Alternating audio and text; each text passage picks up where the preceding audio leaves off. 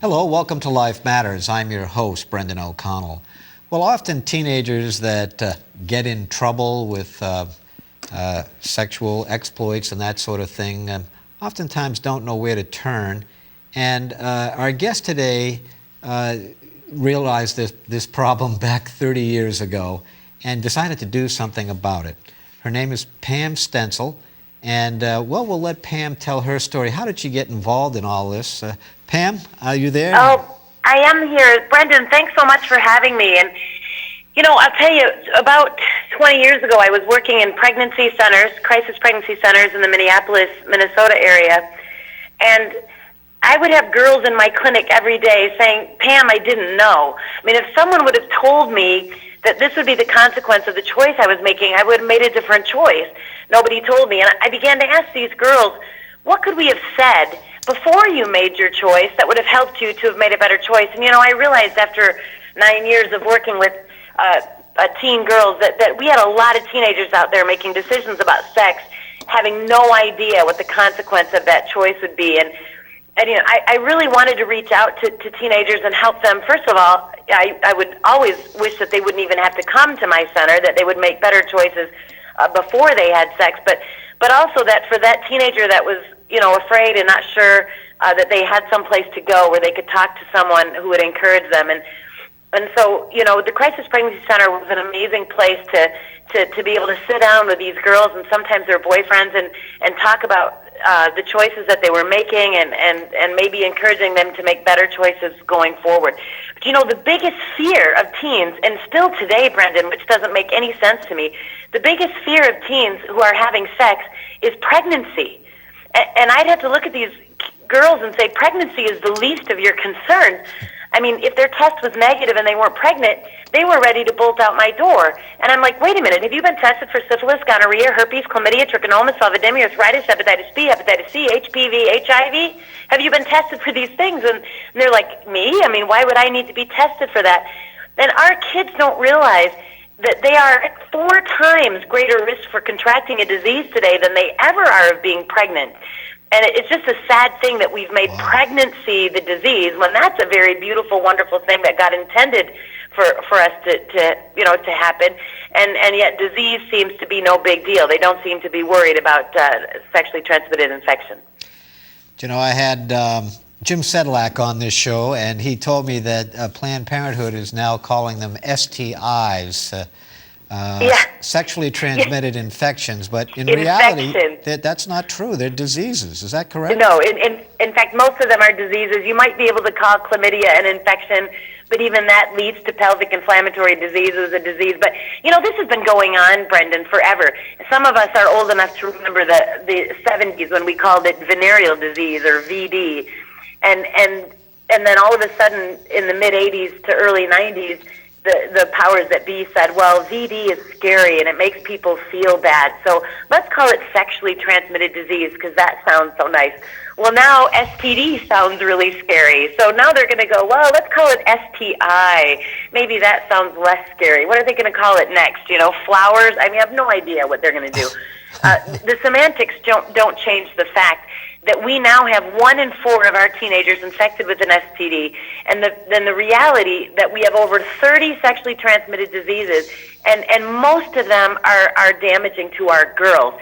And our young girls don't understand this. Of the 30 major STDs we're dealing with, 26 of them primarily damage women and directly damage their fertility. And it's so unfair that these young 14, 15, 16-year-old girls are making decisions and not realizing that the choices they make about sex might mean that they will never be able to be parents or be a mother biologically.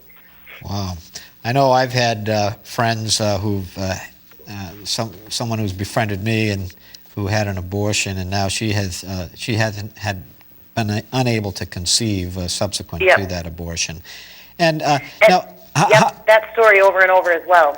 You do. How did you get involved with, you've got some videos. For instance, I went on your website. I didn't ask for your permission. I just went there. And, That's all right. and you have something that won the Charleston, South Carolina International Film Festival Award called Sex Has a Price Tag. Okay, what is that all about? Yeah, that was the original DVD of my talk. And, it's interesting because I was, really doing my talk in the Midwest, Minnesota, Wisconsin. And one day a businessman came up and he said, this talk is so important that we need to have this available to many more students. And obviously you're only one person who can be in one place at one time. So the best way to get this message is to put it out on, at the time it was VHS. And so this businessman, and I to this day don't know who he was, he anonymously gave money to a pro-life organization in Minneapolis and to produce the first DVD, which is called Sex Has a Price Tag. And that's aired on EWTN, and it won those awards. And then subsequently, since then, we've redone that talk about every 6 years. I have to go back in studio and update it and make sure it's fresh, because if you're going to put things in front of teenagers, they can tell when it's dated. So we try to make sure it's new and fresh. And so the latest DVD, or the latest version of that talk, is called The High Cost of Free Love, and we filmed that in 2012. But, I probably started working in the pregnancy center and working with teens around this issue because of a very personal, a personal issue in my life. Almost 50 years ago now, and then a young 15-year-old girl became pregnant. She had a lot of difficult choices to make, maybe more so than some teen girls, because she was raped. But this young girl chose to give her child life and then to place that child with an adoptive family. And that child was me. My biological father is a rapist.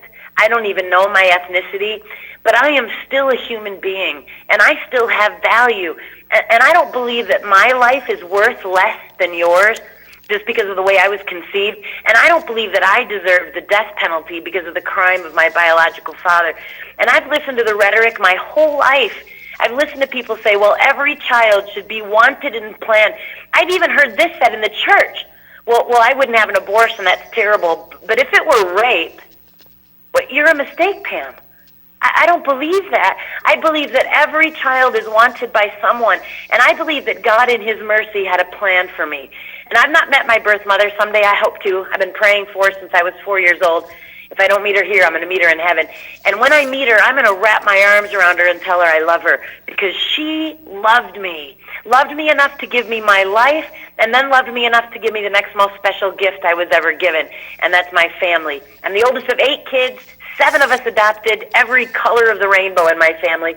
And I know that my amazing family in Michigan was a gift from a very scared 15-year-old girl, and I am so grateful that she gave me my life. And I believe that there were people who loved her and walked alongside her. And so that was really my heart, to walk alongside these young women, to be there for them as they're making these difficult choices, to let them know that we're not alone, we're not going to leave them alone, and we're going to help them make the very best choice for them and for their baby. I see. Well, you mentioned family. How vital is character building in a child's upbringing? Well, this is the thing. Teaching a child chastity and talking about, sexual purity should never be outside of what we've been teaching our children since they were very small. Because the reality is that choosing chastity, being able to say no to sex until you're within a marriage relationship and until you've taken that sacrament of marriage, it is part of the good character we've been teaching our kids all along. I talk to parents a lot about teaching your kids delayed gratification, personal responsibility, understanding there are consequences for your behavior, and we're not just going to come in and bail you out. Empathy. I have 2 boys. I have one daughter who's 27 and married, and I have 2 boys, 26 and 18. And with my boys, it was so important as they were growing up that we taught them empathy, to walk in someone else's shoes, that girls weren't just objects for them to use, but that they need to understand that the choices that they make could hurt and damage that girl for the rest of her life. And it matters. I used to always wear on my wrist a little wristband that was given me by Father Stan Fortuna, the rapping priest in the Bronx. He's an amazing man. But he gave me this wristband that says family, Family, and it stands for this: forget about me, I love you. Forget about me, I love you. And Father said to me, you know what, Pam? God's love is never selfish. God's love is selfless, always does what's best for the other person, regardless of the pain it might cost you. And you know, my birth mother did that for me. Jesus did that for me first. And that's how we are required to love each other. And if we can teach our kids that love isn't selfish, it's not about getting your needs met, it's not about you, it's about always doing what's best for the other person and making sure that you're protecting and loving them that way. It's really quite something. I like that acronym. That's quite, I'd never heard that before. Yeah, in fact, you may have seen the Rutgers football team all wore Family on their back at a recent game. So. Oh, wow. Now, you had a video also called Teens Have Questions, Give Them Answers. Is this for skittish parents or is it for most parents? That was a Q&A session that we did and someone taped. So that was kind of fun, just to let the students in studio ask questions and put things out there, and then we just kind of taped that Q&A period. We also did the same thing with our session with parents, and the DVD for parents is called Parents Matter.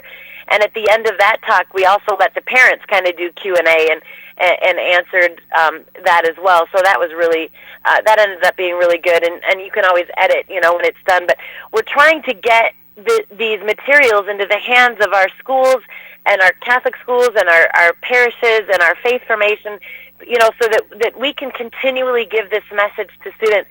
I had a youth minister say to me one day, Pam, we talked about sex, last year during February at a retreat. So, what else do you do? And I almost had to laugh, because it was like, I think MTV is going to talk about sex today, even though they talked about it yesterday. The topic might come up again.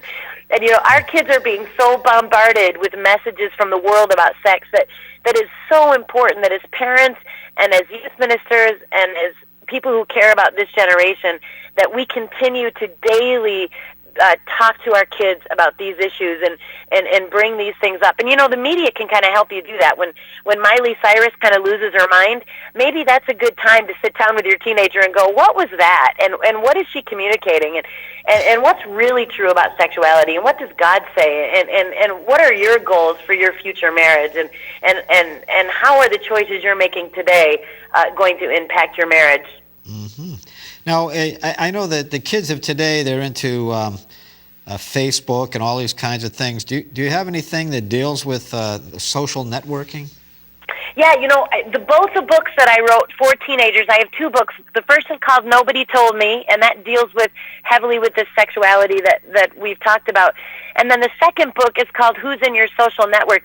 And actually, both of these books I wrote to look like your Facebook page, because I allow the teenagers to email me, to send me messages on Facebook. Now we've got Instagram and all other kind of things, but I allow them to communicate with me electronically, because that's a really easy, fast way, and they're very used to that. So I've saved some amazing stories and questions and letters and emails that I've gotten from teenagers over the last year, and we wrote both of these books to look like their Facebook page.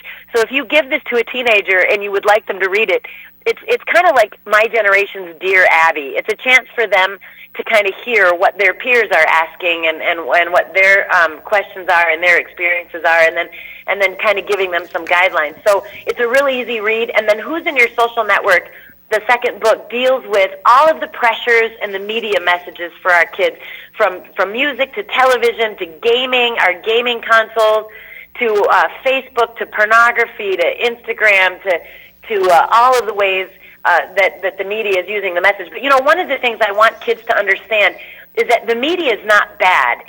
The media is not the problem. We're using media right now to try and communicate truth and to challenge parents and youth ministers to speak truth to a generation. So media can be used for good. And a lot of this new generation are extremely talented and gifted, and they love this new media. And even our Pope challenged us to use the media, to use the new media to evangelize. We need to challenge our kids use the Facebook and their YouTube channels and those kind of things to communicate truth and to build up their peers and not tear them down. Now, my understanding is that you do a lot of personal speaking. Can you tell us how did you get involved in that, and how far and wide have you gone, and how many folks have you spoken to, that sort of thing?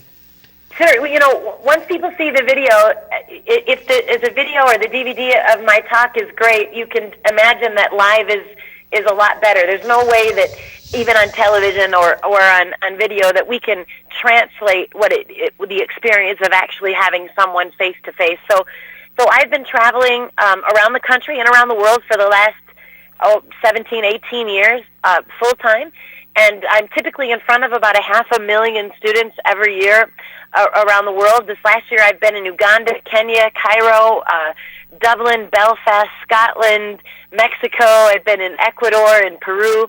And in a few short months I'm going back to South Africa. We'll be in Johannesburg and Cape Town. And they have a DVD there in South Africa called Pam Stenzel Unplugged in Africa. And I get a chance to work there with Love Matters. Not Life Matters, but Love Matters, which is a ministry of the Salesians to students in South Africa on chastity. So it's just been a thrill to be able to travel around and to speak live to kids. I was at a school this morning, Holy Redeemer School, and I had 7th and 8th graders this morning, and they were so cute. They all wore T-shirts that said, "We love Pam, virgins and proud of it." And it was just so sweet to see these kids just get excited about chastity. You probably wouldn't even imagine that. So it's just been just a thrill. And, just recently I had a little girl come up to me at a public school in New York on Long Island, and she was a sophomore, and she said, "You know what, Pam, you saved my life today." She goes, "I was planning this weekend to have sex with this boy. She wasn't even in a relationship with him. She just was so tired of her friends teasing her about being a virgin that she just wanted to get it over with. And so she kind of made this silly arrangement with this other boy to have sex with him on Friday after school just to get it over with. And I showed up at her school on a Wednesday, and she said, 'You know what? I'm not going to let these girls, pick on me because I'm choosing to wait. I'm making the best choice, and I'm calling this boy right now and telling him not to come over, and I'm going to wait for marriage to have sex.'" I mean, that was the most amazing thing that happened to me just recently, and I just thought, we don't know where these students are sitting out there in these schools and the pressures that they're under, and you don't know what one message timely could just look at these girls and look at these young men and say, you're more valuable than that. You deserve the best, and your future spouse deserves the best, and you don't need to pay all of these consequences for a choice that is temporary. And you might think sex is going to make it all better, but it's not. It's only going to complicate things and really hurt your relationships in the future. I see. Well, that's interesting. The peer pressure aspect that these teenagers are under is quite something. Yeah, and the pressure not only comes from the immediate, like it used to for all of us. I mean, we all experience peer pressure, but now our students have so many ways of really, and it is bullying with each other, and with the Twitter and the Facebook and the texting and all these ways they can communicate. And it's so sad when we hear these stories. There was a freshman girl in the Massachusetts area who was originally from Ireland, I believe, who committed suicide a few years back, and we just had a 12-year-old in Florida jump off a factory a tower because she was being bullied. And a lot of times the media doesn't dig really deep, but if you dig into these stories, both the stories I mentioned, both of those girls got into this situation with bullying over relationships. It was girls not being able to handle the relationships, most of them sexual, that they're in at 13, 14, and 15 years old. And again, it goes back to parents going, this is why we have to be involved every day with our kids and help them with their self-respect and knowing that they have value that comes from being made in the image of God, and that they don't need some boy or they to validate them, and they certainly don't need to listen to these other girls and other voices that would say bad things about them. And this is going to be an ongoing struggle with our kids, and And really, minus our faith, I'm not sure how we get through this. And that's why I'm so grateful for faith and for the belief that God created each of us in His image, and that Jesus died on the cross for me, and that He loved me that much. And that's a message that we need to continue to give to our kids, because that's the hope that's going to get them through all of these difficult choices they're making as teens. Well, Pam, now how would you approach, say, a faith-based school that you go to versus a public school that you go to? How would you approach it in your talks? In the public school, I'm not allowed to talk about faith or God. It's really sad. There are 2 countries in the world in which I'm not allowed to say God on a public school campus: the United States and Canada. Other than that, in South Africa, I'm perfectly welcome to bring up faith, but not here. So in the public school, one of the things that I say there is, if you have sex outside of one permanent monogamous, and monogamy doesn't mean one at a time, that's one partner who's only been with you, you have sex outside of that context and you'll pay. There is a cost. No one has ever had more than one partner and not paid. So the question we have to ask is, what does it cost, and is it worth paying? And the reality is that the physical and emotional consequences are the same. I mean, whether you have faith or you don't, gravity works. If you jump off a building, you're going to hit the bottom. It doesn't matter who you believe in. Gravity just works. And God's truth is truth, whether we put His name on it. And these consequences are for all of us, regardless of faith. But the beauty of being in a faith-based school, the beauty of being in a place where we can talk about faith in this context, is to be able to start my talk rather than just don't have sex outside of one partner or a monogamous relationship. The beauty of the faith context is we can say, you know what, God created sex. It was His idea. It's not about wrecking your fun and ruining your weekend. It's about giving you the best. And when God put boundaries around sex, He didn't do it just to be mean. He did it because He loves you, and He wants you to experience sex in the way it was intended. God created your body. He created our sexuality, and He has the right to tell us how to use it. And, I believe that the church's teaching on sexuality is so rich. I mean, because it so honors not only the design of male and female, but it also honors our body's design. It protects us. It brings life. Scripture says that if we are righteous and we do the right thing and we honor God with our behavior, we will always get life. And the exact opposite is true. If we dishonor God and we disobey Him and we shake our fist in His face and tell Him we don't need Him, we don't need His rules, we're going to do it our way, that leads to sin, disease, pain, and death. The wages of sin is death. Not sometimes, not occasionally, every single time. And I think what our culture has forgotten is that you cannot sin safely. It's not possible. And the end result of a society that has rejected God's law is the culture of death. There is no other outcome. I see.